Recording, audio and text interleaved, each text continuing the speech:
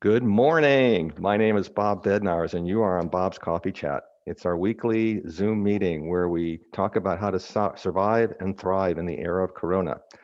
And today our topic is investments and taxes in 2021. What you need to know. How is the average taxpayer to plan? And our presenters today are Cence, Charlynn Baumsteiger, and Michael Stevens. Alan is an enrolled tax agent. He is a tax pro who is highly trained, extremely motivated, and slightly obsessive when it comes to your taxes, that is. Alan is a graduate of UC Berkeley and has many years of experience doing real estate and planning and forecasting prior to tax preparation. Charlynn Baumsteiger is a realtor with Coldwell Banker in Greenbrae and has been in real estate since 2003. She is gifted with rare qualities of patience and authenticity. Her favorite clients are first-time homebuyers and senior citizens because she enjoys giving her time to those who need more attention to the details of the home buying process. Her geographic specialty is near and around her home in Marin County. And to wrap us up today will be Michael Stevens. He's a financial advisor with principal with Parallel Advisors. Parallel is an independent registered investment advisor, or RIA. They have a strong focus on complex financial plans, executive compensation, and tax planning, as well as offering top to bottom investment solutions from cash management to venture capital funds. Michael has been in the investment business for 20 years. So Alan, Charlynn, and Michael, take it away. Okay, my name is Cence. I'm an enrolled agent, not as well known as a CPA, but an enrolled agent is someone who has passed 3 exams with the IRS and is therefore enrolled with them to do tax returns. The first exam is on individual returns, the second on business returns, and the third on representing clients before the IRS. I primarily do individual returns for clients with modest incomes to upper middle class, the people for whom Biden promised during his campaign that taxes would not go up. Since he won the election and the 2 Democratic candidates won their respective Senate races in Georgia, thereby handing the Democrats a majority in the Senate, people have started to examine what Biden's proposals are to alter the tax code. He has stated that he is doing so to make the tax code more fair, and again, that taxes would not go up for those making under $400,000 per year. At the moment, he's focused on the executive orders, getting his cabinet approved, putting forth his plan for controlling the coronavirus, and then getting his economic stimulus package approved by Congress. Later this year, the focus will probably shift to his tax proposals, but we can see by the reaction of Republicans what the chances are of his proposals being bipartisan, how negotiations will proceed, how plans might change. So what's presented here is what he has proposed, but at this moment, these are just possibilities, and some parts more likely to be accepted. A lot will have to be adjusted as compromises are made, and some may never happen. Okay, so next slide. I'll talk first about the changes being proposed to the child tax credit. Next slide, Charlynn. This was doubled from $1,000 to $2,000 per child under the Tax Cuts and Jobs Act of 2017. And the income limit was raised so that more people could qualify for this credit. This credit is available for those with children under 17, and $1,400 of the credit is refundable. The Biden administration is proposing to raise this credit to $3,000 per child, with the full $3,000 being refundable, and $3,600 for children under the age of 6. Not only would this be refundable, but some Democratic lawmakers are already drafting legislation to send the parents this money in the form of a monthly check or a monthly direct deposit. So instead of waiting next year to do your tax return and including this credit as part of the tax return, this money would be sent out monthly throughout the year, $300 per month for children under the age of 6, and $250 per month for children ages 6 to 16. So imagine the logistics of this, along with the IRS processing your tax return, the amended returns, maybe sending out another $1,400 stimulus check. This plan would last for 1 year, and again, it's part of the economic stimulus package that will be negotiated on in the next few weeks. Some lawmakers are hoping this would be so popular that they want to make it permanent. Now, the cost of this would be about $120 billion a year, according to the nonpartisan Committee for Responsible Federal Budget. But at least two Republican senators, Marco Rubio of Florida and Mike Lee of Utah, have previously pushed for increasing the child tax credit. So we'll see what happens with this. In addition, Biden has proposed to expand the child care tax credit to cover half the cost of child care up to $4,000 for one child, $8,000 for two or more, for families making less than $125,000 per year. Right now, it's $3,000 for one child, $6,000 for two or more, and 35% of it is available as a tax credit. And next slide, please. These are some other proposals.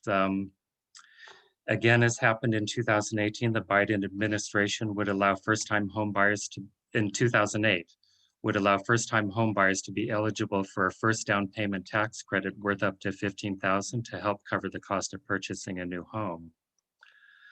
Also, there's talk of expanding the earned income tax credit.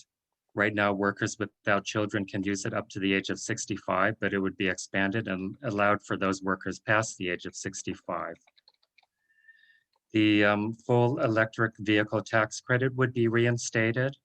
Right now, it's phased out for once manufacturers sell more than 200,000 qualified vehicles. So manufacturers such as Tesla and GM, or people who buy those cars, are no longer eligible for the tax credit. So that would be reinstated.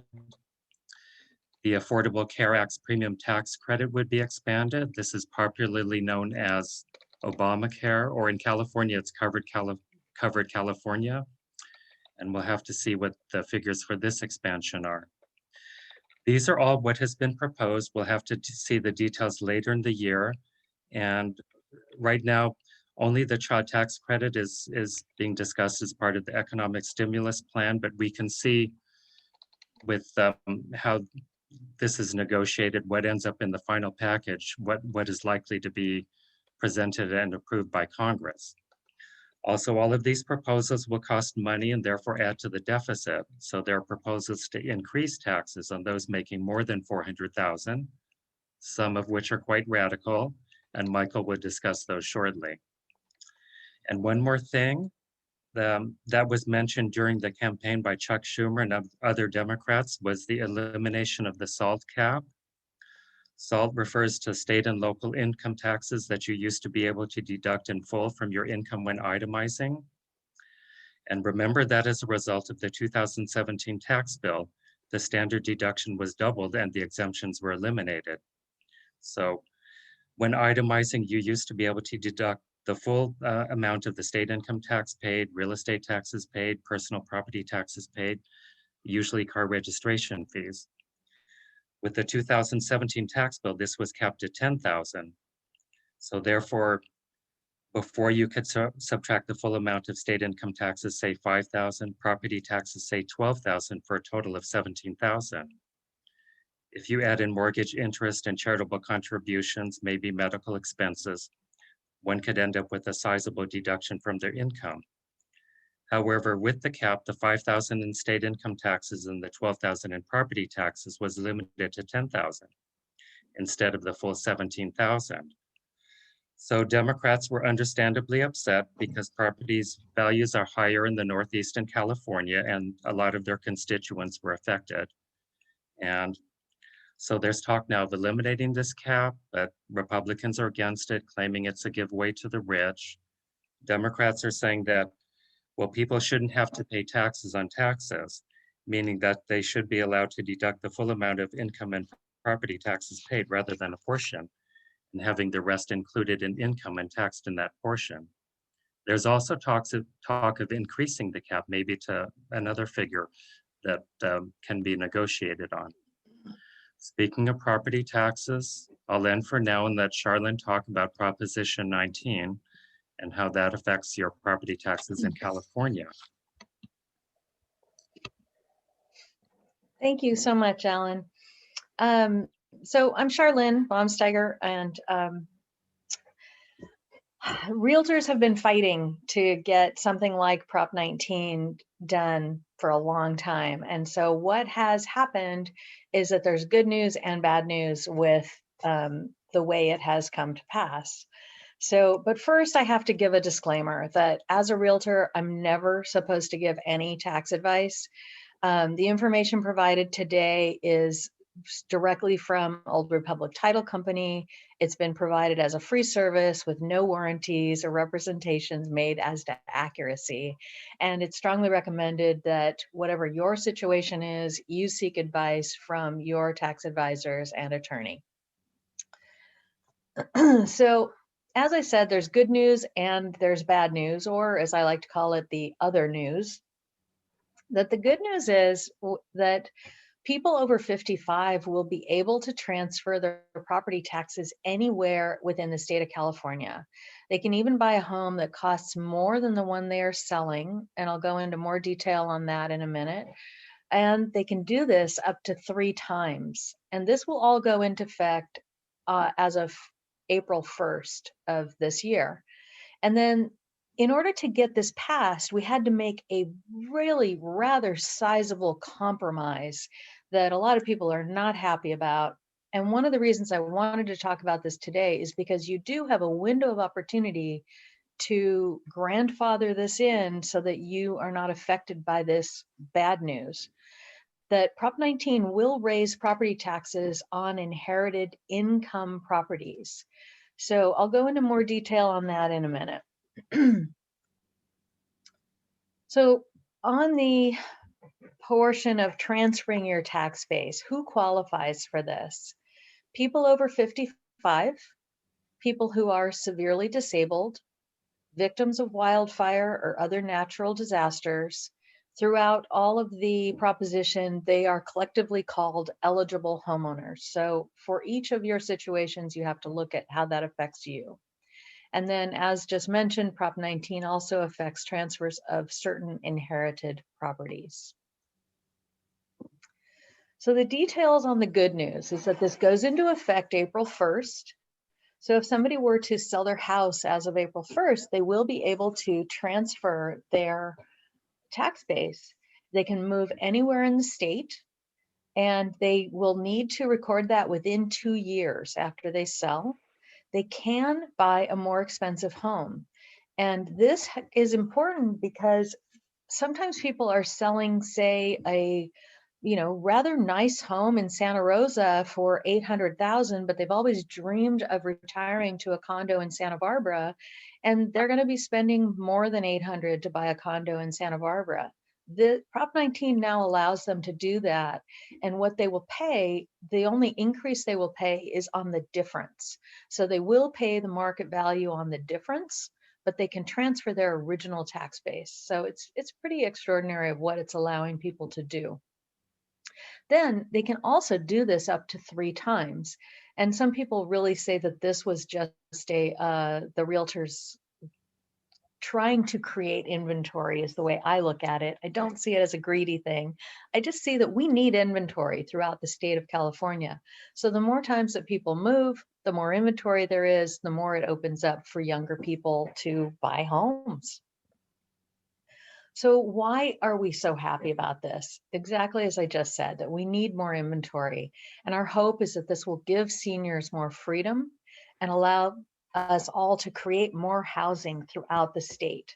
I work in Marin County, and we have many seniors here who are house rich and cash poor, and they cannot afford to move up until this. I really do believe that this will allow them more freedom and will help them to not feel trapped in their homes. Sometimes their houses are just too big. They have too many stairs, or maybe all the bedrooms and bathrooms are upstairs. Sometimes they're too expensive to maintain. Sometimes they are just too big of a house to take care of at all. Sometimes they're in the wrong location. They're not in a walkable location. Somebody doesn't drive anymore, and they're nowhere near a grocery store. Sometimes people feel very isolated in their big cavernous homes, or they want to just move to be near their children. The wanting to move to be near their children is one of the most frequent reasons why I hear that people are happy that this passed. So I invite you to share this with your friends and family or anyone you know who could benefit from this. This is good news, and it will help people in the state of California. So on to the other news of how has this affected inherited properties. This takes effect as of February 16th. And if you inherit a property, the property taxes will go up to current market value at the point that you inherit it, if you plan to use it as an income property. There is an exemption if the property was a primary residence and you plan to keep it as a primary residence. It could be by a child or a grandchild in certain circumstances, or if it's a family farm. It's not entirely clear. What if mom leaves that house to 3 kids and only one of them lives there? Is that going to qualify as a primary residence? So there's still loopholes that need to get worked out. All other properties that will be used for other purposes that are not primary residence will not qualify for this exemption. For example, if you inherit your mom's house, it's always been her primary residence, and the intention is that you will rent it out, you will then be paying property taxes on the current market value. So there is an increase for high value inherited homes and farms that if the current market value of an inherited property exceeds the parent's taxable income by more than $1 million, then that child's taxable value shall be assessed at the current market value less $1 million. Get to the next slide. So what does this mean? You have a window of opportunity until February 16th that if you own property that you always thought, I'm going to leave that to my kids, or if you stand to inherit property, you can get added to the deed. You can either have mom and dad give that property now, or they can add whoever they want to inherit this property to the deed. And I know a lot of families who are scrambling right now to get this done, and they're doing it.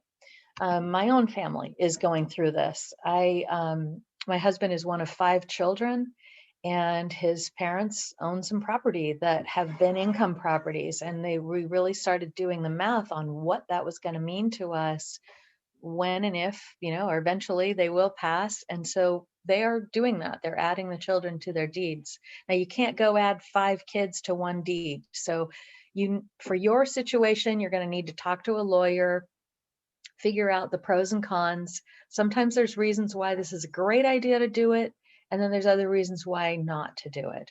One of the reasons people have asked me, it's like, well, why wouldn't I do it? One is just for the stress of it all, that if it's too much for the parents to process right now, and if you think that you most likely will sell when you inherit the property, then don't bother. But if you think that you will keep that property, it's worth looking into, and you do have time. With that, I'm going to introduce Michael Stevens, who is a principal and financial advisor extraordinaire with Parallel Advisors. And I look forward to hearing what you have to say, Michael. Thank you. Thanks, Charlynn. I don't know about the extraordinary part, but I'll do my best.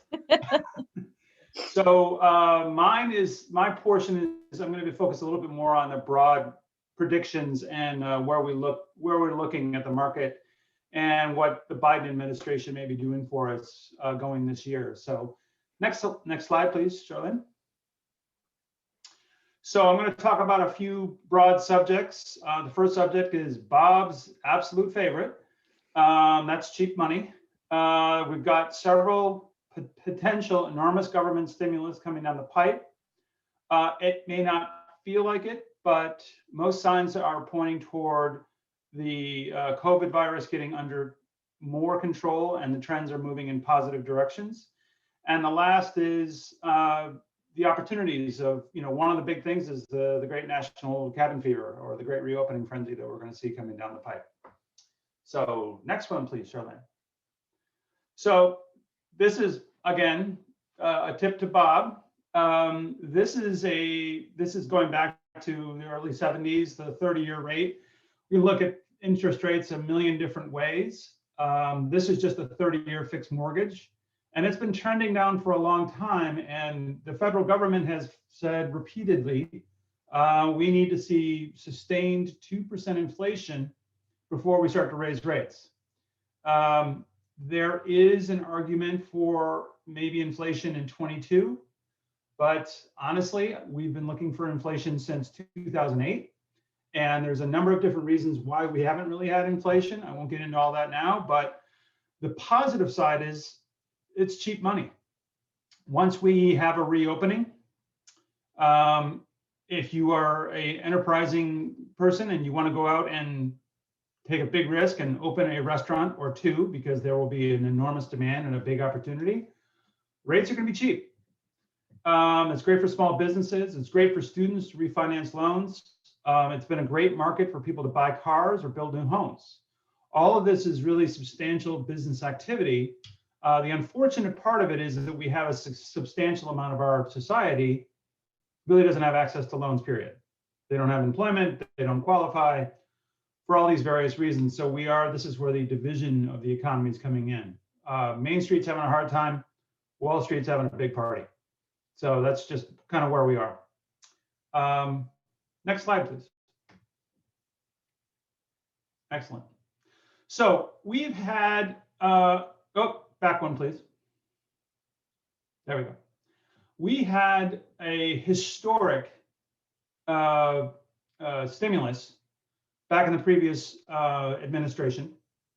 It was sloppy, but it was quick. And it aided quite a few people, and it has gotten us this far. But we're at the point where more stimulus is definitely needed. The new Senate and Congress are gearing up for it. The Biden administration has been on a daily rant about we need it, we need it, we need it, and how much money it's going to be. Biden's first foray was 1.9 trillion. And it's a very different, it's more poignant than the previous stimulus.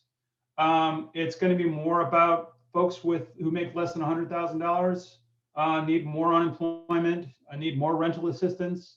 Alan talked quite a bit about the child care credits, more support for small businesses. And this could be a contentious one, but there is more and more bipartisan support that we should have a national minimum wage higher at $15, which is going to mean California probably going to raise it again. But this type of stimulus is very important. We anticipate to see this at least by the beginning of March, hopefully before, but that's sort of the ongoing predictions that I'm seeing from a lot of the Wall Street analysts. Beyond that, and this has become more to light. So this will be the first stimulus, and then there's a really strong potential that later in the summer, maybe in the fall, we will see what we like to call deficit spending. It's more technical stuff, but it's basically, we're not going to raise the money to do it. We're going to make our grandchildren pay for this one. But it will be more money, possibly in the trillions, on infrastructure spending. And this could range from schools to bridges to highways, airports. It's going to put a lot of people back to work. It's going to raise a lot of cash. It's going to have the US government spending a lot of money on municipalities. This will also be a very strong stimulus for the broad economy, be great for Wall Street. But again, it will probably help a lot of small businesses and put people to work. So we're hoping and anticipating, cross fingers and cross toes, that we will get something like that because it is a much broader stimulus for the whole country. Next slide, please. So we've had a number of really good pieces of information on the progress of COVID-19. This is despite the ongoing worry that South Africa is invading us with a nasty variation. But on the home front, things are pretty good. California, as we all know, lifted their stay at home this week. Literally 5 minutes after this meeting started, my wife came in and told me that my son's campus down in LA has just announced that they're planning to open up. which is fantastic. And this is the new number of cases in California. This comes off that really amazing site that Johns Hopkins has been pushing. And why is this important? I mean, other than it's very, very important, but this is extremely important for the economy as well. Getting back to work, opening restaurants, opening retail shops, people getting in their cars and going to work, things of this nature. This is all very, very positive. We have currently 2 approved vaccines. We're anticipating 1 more vaccine shortly. And the general feeling that I've heard repeatedly is that, about 82% of the people who have died from COVID-19 were over the age of 65. And the trend we're going with is that everybody over the age of 65 that wants the vaccine will have it by the end of March. So the lethality of COVID will drop dramatically, and the chances of a faster reopening are in front of us. So we're happy about that. So good news there. And then, of course, the next portion of it is a lot of people are predicting, and again, this is for people who want it, that if you are really looking to get the vaccine, there's a good chance you'll be able to get it by June or July. So that'll be a big chunk of society will have gotten it. There will also be a fair number of people who have had COVID, so they're going to have some immunity, and this leads a lot faster towards herd immunity. So again, more reopening momentum. So next slide, please. So now this comes down to the crazy world that we've been living in with cabin fever. And this whole slide, I mean, the technology, I mean, I love the pictures. But the one thing I focused on and was really travel. I mean, we could look at buying cars, going camping, spending time with family, getting on an airplane, doing a lot of different things that we haven't done. And not only are we just going to go back to what we were doing, a lot of people are going to surge forward and spend considerably more this year and maybe next year than they have in previous years, just sort of catching up. So this is a big push towards a big wave of growth in our economy. And this is just some information that came out from VRBO, which is I'm sure most of you guys have heard of VRBO, but I mean, it's just an opportunity. It's not quite hotels. People who want to go on vacation, maybe renting homes, renting condos. This information points that more people are likely to get in a car and drive somewhere, more likely to stay in their own place, more likely to go backpacking or canoeing or having a picnic, but really still getting out there and doing a lot. This is all very positive for our economy and us getting back out there, jobs coming back to us, restaurants and support systems coming back online. So we're optimistic. It's a little early right now.